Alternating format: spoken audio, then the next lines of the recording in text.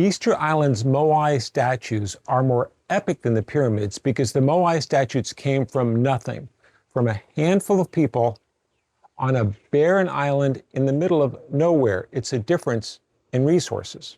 The pyramids were built by the most advanced civilization of the ancient world. Egypt's Nile floodplain was incredibly fertile, producing an overabundance of food. On the other hand, on Easter Island, the soil was so poor and the rainfall so sparse that it was a big accomplishment just for the Easter Islanders to survive. But they didn't just survive. They carved, transported, and erected 500 of these large Moai statues.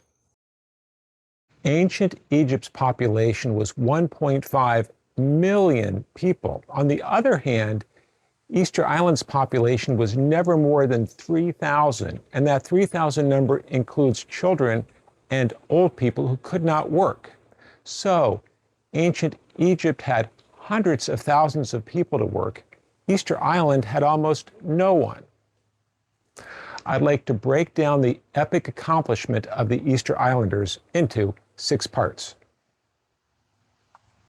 Number 1, carving the Moai.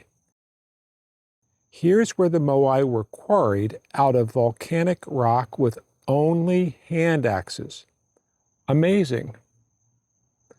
Besides the 500 of the statues which were erected, hundreds more Moai were carved but broken in transit or never finished. The largest erected Moai stood 40 feet high and weighed more than 75 tons. Number 2, building the roads.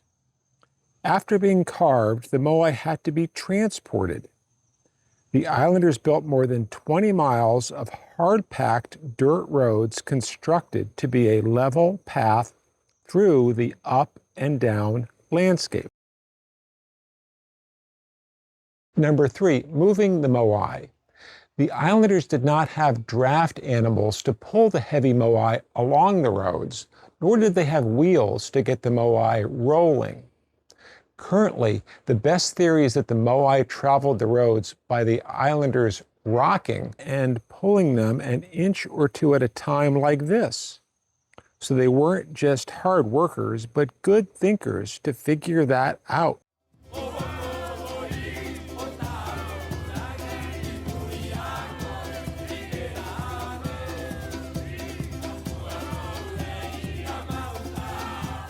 Number 4, the ceremonial platforms.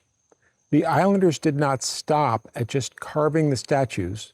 They built 150 large ceremonial platforms called ehu, like this, to put the statues on. These had to be engineered and built to hold the massive weight of the Moai. Look at the stonework on this one. Number 5, lifting the Moai up onto the platforms.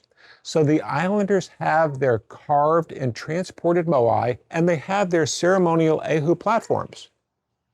But wait, they had to get the Moai up on the platforms. No one even has a good guess at how they did this, but they did it. Another epic component of their work. Number 6, adding the hats. You would think that the carved and transported Moai up on the ceremonial ehu platforms would be enough for the Easter Islanders. But no, no, no. To literally top it all off, the islanders put hats called pukeo on many of the Moai like this. These could weigh up to 11 tons.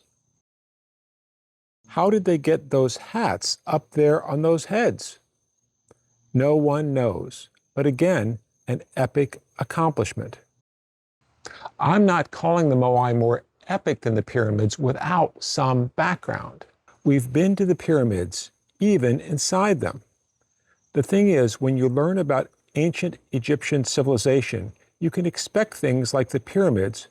The Easter Island Moai, on the other hand, up there on their platforms, wearing those crazy hats, are more epic because they came from nowhere out of nothing. If you enjoyed this video, please hit the like button. And if you'd like to see more content like this, please push subscribe. Thank you for watching.